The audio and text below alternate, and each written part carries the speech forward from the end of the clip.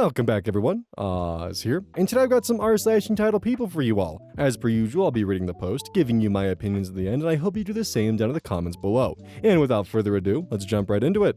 Sufficient base, 2,600. When two braggards tried to stiff me with a restaurant bill. A year after I had moved to London, I'm on a mission at a bank in Paris. As it is my birthday, I organize an evening at a restaurant with some friends that I had not seen in a while. Unfortunately, some of my colleagues overhear and decide to invite themselves. One of my childhood friend guest is a doctor-surgeon in facial reconstruction working for Medicine Sans Frontier, Doctors Without Borders.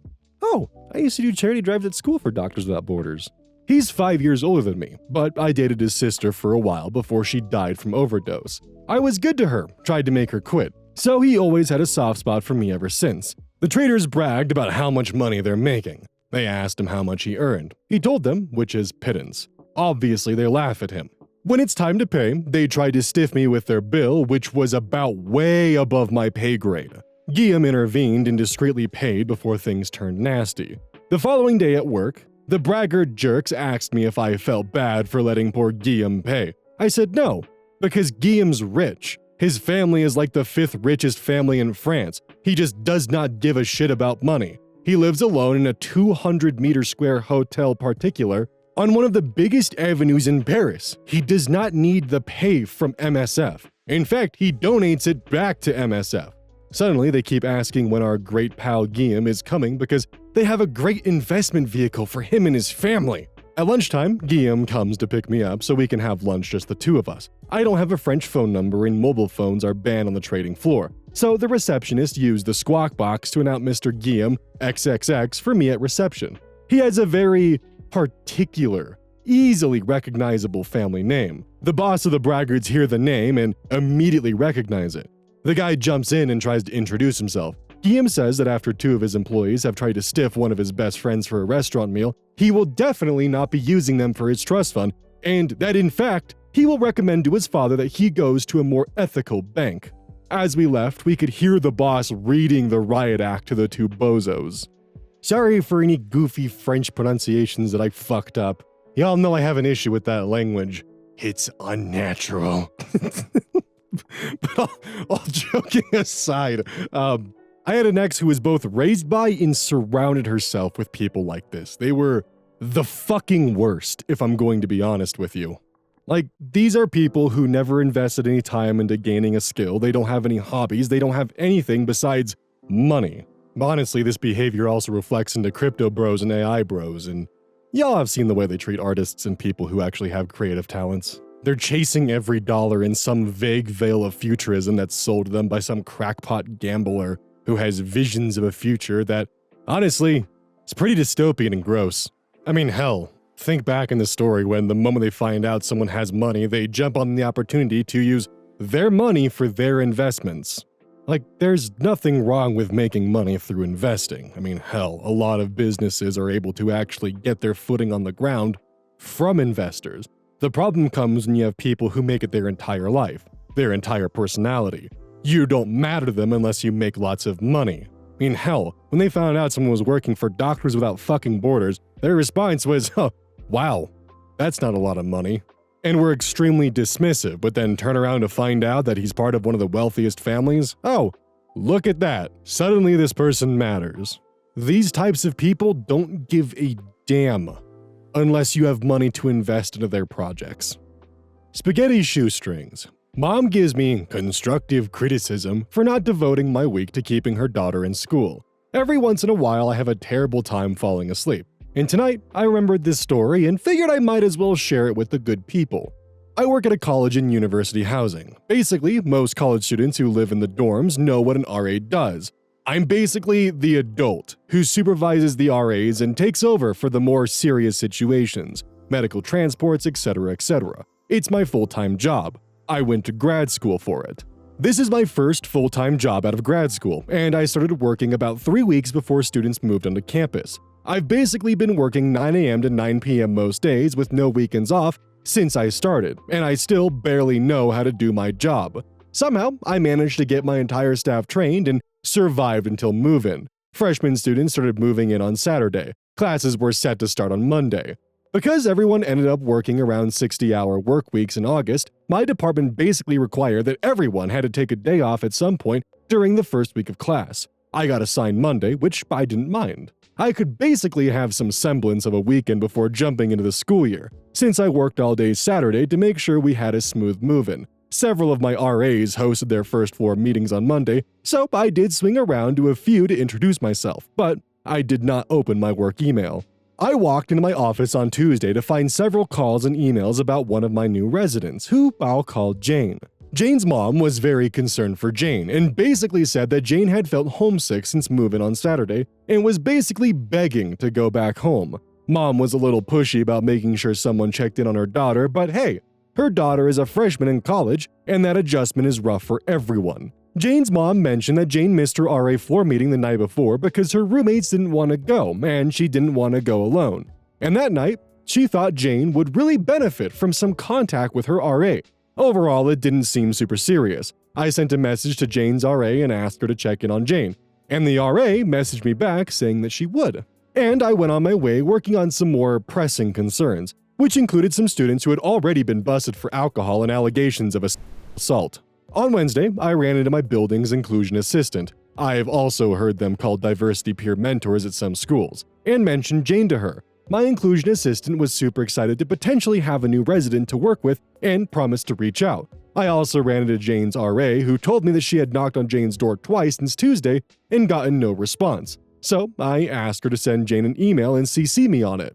On Thursday, I got a notice of Jane's withdrawal. The withdrawal message from my boss specifically said that I should call Jane's mom. So I did, without really thinking much about it. Jane's mom answered and was immediately very short with me. I introduced myself, explained that I would be assisting with Jane's checkout process, and asked if she had a checkout date planned. She says, well, yes, we were planning on moving Jane out tomorrow. This has been such a terrible experience for us. I don't know if you're open to any constructive criticism, but... And here's where I knew I was going to have to bite my tongue to get through this phone call. When I was an RA in college, I was walking up and down the hallways to meet everyone. I just want to know why her RA wasn't doing that. Yes, ma'am. During your check-in date and time, your RA was actually working at the front central check-in location. You may have met her while you were checking in, but she was required to be at that office for the time of your check-in, and therefore couldn't meet you at your room. Well, it's unacceptable that she never met her RA in all this time. I'm sorry you feel that way, but it's still the first week of classes. Jane did miss her floor meeting with the RA, and the RA went to Jane's room twice this week to visit her, but Jane never answered the door. My inclusion assistant, Paige, also reached out to Jane yesterday. My staff are also students, and I believe they made every effort to reach out to Jane this week. Well, that's funny because Jane has been in her room all week. She's barely even eaten. She only left her room to go to class. Thank you for letting me know, and in that case, it appears that Jane did not answer the door to my RA. Since I have camera footage of my RA and inclusion assistant walking to Jane's room and an email that my RA sent to Jane mentioning that she's knocked twice. Well, I guess it doesn't even matter. I got berated for a little longer, made sure to jump in every so often to defend my student staff, who are truly amazing. It seemed like, to me, that Jane didn't want to be in college and was making her experience seem a lot worse to mom, so she would pull her out of school. And I was the unfortunate soul that had to be the bad guy. I shouldn't have taken my mandatory day off on Monday when mom needed me. I should have immediately called mom on Tuesday and made a game plan with her. I should have devoted my entire workday to sitting down with Jane and basically forcing her to stay in college, yada yada yada. Overall, it's been my worst parent interaction to date, and Jane's mom did return briefly to scream at me over the prorate billing costs. Definitely won't be the last parent I'll work with in this field. So this is a question to like professors and people who have worked as RAs or university staff. How is it dealing with helicopter parents? Like genuinely, like once they turn 18, become adults, and go to uni, what's it like dealing with helicopter parents? Because part of me likes to imagine, oh, they're adults now. Surely they won't be like, as involved with their children's lives as they were when they were teenagers. But I also knew that was not the case, and every now and then a story like this pops up and the thought just pops into my head. And I have the platform now to ask the question, so please, I'd love to hear about it. Hands the Fram. My sister-in-law thinks having kids entitles her to our family's cabin all winter. So my grandparents own a cabin near a ski resort about an hour and a half from where we live. It was used a lot when I was a kid by most of my family. But there was a couple-year gap when all of my generation moved away for school, that it sat empty.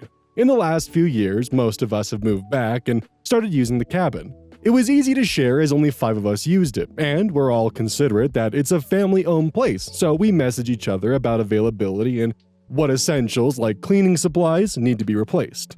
This changed with my brother, his wife, and 3 kids. My sister-in-law always claimed to hate the place because it's not for entertainment, it's mostly a place for a few people to crash on a ski trip. So last year, she put her kids on the ski team and went around the rest of the cousins to my grandparents directly, saying she wants to use it more often.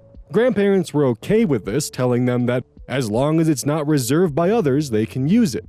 She proceeded to reserve it every weekend that winter, not even using half of them. When I asked about getting a weekend, she was really weird about it over the phone, so I visit her to find a free weekend. When I asked about her having every weekend booked, she said, "Well, we don't want it every weekend. We just want the ability to go every week, and we don't want to decide until that Friday." She said that with a straight face, expecting it to be normal. Well, I reached out to the other cousins that use it and found out everyone had gotten a similar response from her. Most had just moved back to town and assumed that was normal because she's the only one with kids. We went to my grandparents as a group and explained the situation. They changed the policy. Now, each of us gets an even amount of weekends that we can swap with each other if we wanted. This pissed off my sister-in-law. She's been frantically calling all of us trying to get our weekends, saying stuff like she already invited friends for specific weekends, or her kids need to be there on certain dates. When that failed, she started texting all of us demanding we not go our weekends. Well, we got all the texts together and went to the grandparents. Now a sister-in-law can only use the place if she gets confirmation that none of us will be there. So, basically never. She's still freaking out, but it has gotten my cousins and I closer as we've all agreed to be adults about it and just talk to each other when a conflict arises. Well, this blew up, thanks to all the kind responses. To answer the most asked questions, 1. It's not an Airbnb or anything like that. I check every year. There's a nearby cabin that is on Airbnb and we've used it if large groups want to go. She could be doing it under the table with friends, but I think it's more about the clout.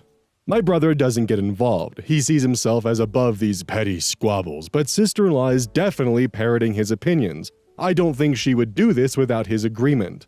3. My grandparents are awesome. These aren't big blowouts with them. They're 2 to 3 minute parts of longer visits. We are mostly adults. We can discuss this stuff quickly and calmly with them. Yes, I wrote R instead of R. I wrote this quickly on my phone on a word break. Sorry to the numerous people who seem to find that offensive. 5. Yes, rich people problems. Thanks for commenting that. So at first I was thinking that, oh, she just obviously wants to hold her spot so she doesn't have to argue with anything and gets to have any weekend she wants, whenever she wants it, at the cabin. That was my first thought. But then it started to erode with the idea of, well, you should have schedules for like ski team meetings and that kind of stuff and be able to plan that stuff out in advance, so why schedule for every single weekend? And then the Airbnb conspiracy hit where she's renting the cabin out on weekends with the Airbnb and profiting off of it that way.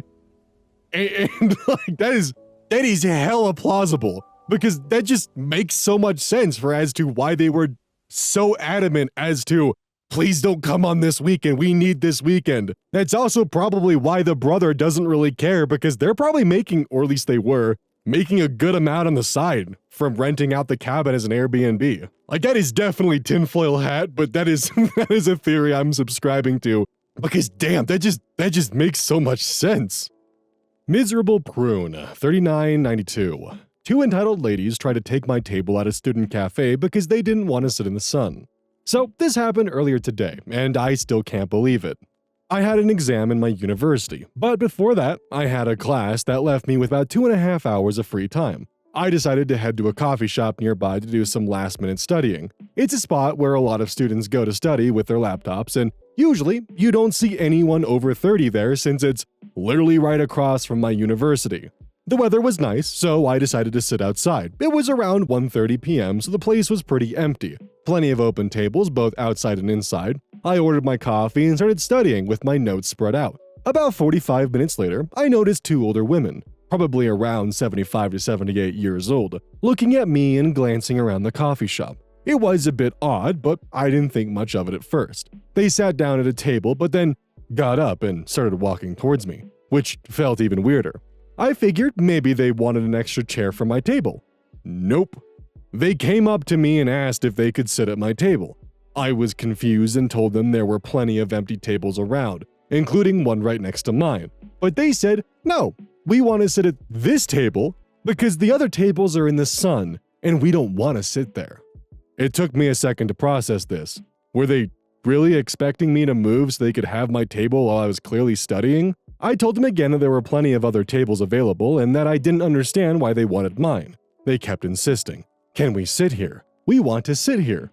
At this point, I wasn't sure if they wanted to sit with me or if they expected me to leave, but either way, I said, "No, you can't," and went back to my work.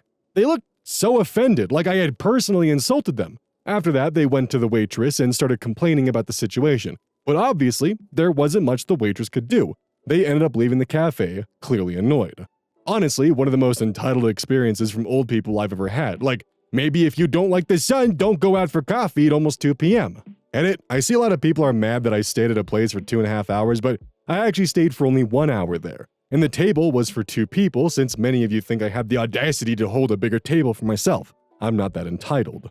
And I live in Greece. You literally can't escape from the sun. By the way, it's very common here for people to sit for hours and enjoy their coffee. I don't know if it's a Greek or what. I mean, hell, even in university, this was really common for cafes in your uni to do this. I mean, hell, even the Dutch brothers in the, was it Costa Vida? Fuck. One of those that were near the university pretty much had no problem with students camping out and doing work there, even though they weren't even located within the student union buildings or within the other types of student buildings that were made for you to be there and to kind of, have your own time and space to study. Granted, my time wasn't being used to study, my time was being used to make videos for the channel. I actually built the first Oz Media channel inside of the student union building, or at least one of its sibling buildings, on the 4th story where it was nice and quiet and no one was there to bug me. Incredibly 100. Entitled woman who thought she owned the park. Justice served. So this happened a few months ago, and I still think about it. It was one of those rare moments when the universe actually balances out a situation perfectly. I live near a park where a lot of people from the neighborhood go to relax, walk their dogs, or just hang out. There's also this homeless guy, I'll call him Tim, who has been living near the park for a while. Tim's actually a pretty nice guy. He doesn't bother anyone, always picks up after himself, and even helps clean the park sometimes. He's got a little spot with a bench and some blankets, and that's where he stays. People in the community sometimes bring him food or coffee, and he never asks for anything. Well, one day I was out walking my dog and I saw this woman, classic Karen vibes, marching over to where Tim was sitting, minding his own business. She had one of those expensive yoga mats under her arm and a tiny dog on a leash. You could just tell she was looking for a reason to cause trouble. She stops in front of Tim and starts berating him about how he shouldn't be in her park, that he was ruining the view and how he needed to get a job and stop being lazy. She was loud, rude, and drawing attention, but Tim just sat there, calmly explaining that he wasn't hurting anyone and had every right to be in the park like anyone else. She, of course, wasn't having it. She threatened to call the cops and have him removed for trespassing, even though it's a public park. A small crowd started forming because she was causing such a scene. A couple of us tried to step in, but she wasn't listening to anyone. She eventually pulled out her phone and called the cops, making it sound like Tim was some kind of dangerous vagrant harassing her, which was a total lie. Here's where it gets good. The cops arrived, and this woman puts on her best victim performance, saying how she feels threatened and unsafe with Tim around. Tim stays totally calm and tells the cops exactly what happened, but it's clear the woman expects them to side with her. But the cops don't. Turns out one of the officers knew Tim. The cop says, "Oh, hey, it's Tim. How's it going?" They talk for a minute, and it's clear this officer knows Tim isn't some dangerous guy. He's just a homeless man down on his luck who's never caused trouble. The cop then turns to this woman and says, "Ma'am, this is a public park. Tim has every right to be here, just like you." Her face completely changes. She starts sputtering, saying how it's unacceptable that people like him are allowed in places like this. She keeps pushing, asking if the officer can do something to remove him. The cops responds, "Ma'am, if you keep causing a disturbance, you will be the one removed from the park." Boom. You could hear a pin drop. The crowd was loving it at this point. The woman huffed and puffed, grabbed her dog, and stomped away, clearly embarrassed that her entitled attitude had backfired. After she left, some people in the park came over and gave Tim some food and drinks, just to show support. The cop hung out for a bit to make sure everything was okay and chatted with Tim like they were old friends. It was such a satisfying moment, seeing this entitled woman get shut down and realizing that just because you're loud and obnoxious doesn't mean you're in the right. Tim's still there at the park, and now it seems like people look out for him even more. Justice served. It's stuff like this where I feel like it's important to just remind everyone that a lot of people who are homeless are just down on their luck and not having a good time with life. The system's fucked them over. Honestly, since moving here to Colorado, something I really miss is like the attachment I had to Boise and Eagle and Meridian, because I was more willing to volunteer and participate in community events and do what I could to help. And it's something that as legal begins to wind down, I'm excited to get back and do that for the community that I now have in Colorado. And once finances are more available and not tight, I'm looking forward to donating and giving more than just time. Like, I'm really fucking lucky to be in this position where I have multiple YouTube channels that have taken off and have success and actual tangible income. Most people aren't that lucky. And I want to be able to give that back when the time comes. Just, gotta get through the legal headaches first, sadly. Hygh2406. Beep my car horn while they were on their phone. Recently, I parked in an underground car park at a small shopping center. I parked nose in, next to a large pole on my left. There was an empty car space beside me when I went into the center. When I returned to my car with a full shopping trolley, a man had parked next to me, reversed in. He was on his phone, standing in between my car and his, with his driver's door open, the door almost touching my driver's door. I gave him a nod to say hello, unloaded groceries into my boot, and returned my trolley. When I came back to my car, I said, "Excuse me, please," so I could enter my car, thinking he'd realize I want to leave. He gave me the biggest sideways stink eye, still on his phone, but did move slightly and closed his door so I could get into my car. As soon as I'm in, he opens his door again. Now, if I had reversed, my wing mirror would have clipped his door, and I can't swing my car the other way because of the pull. I lower my window and ask nicely, "Excuse me, can you close your door so I can leave?" He glares at me and holds up a finger in a "wait" gesture and turns away. Okay. I close my window, lock the doors, look at him directly, and lay my hand on the horn. He spins around and if looks could kill. He's still on the phone, my hand is still on the horn. He glares at me even harder. My hand is still on the horn. I raise my eyebrows and keep looking directly at him.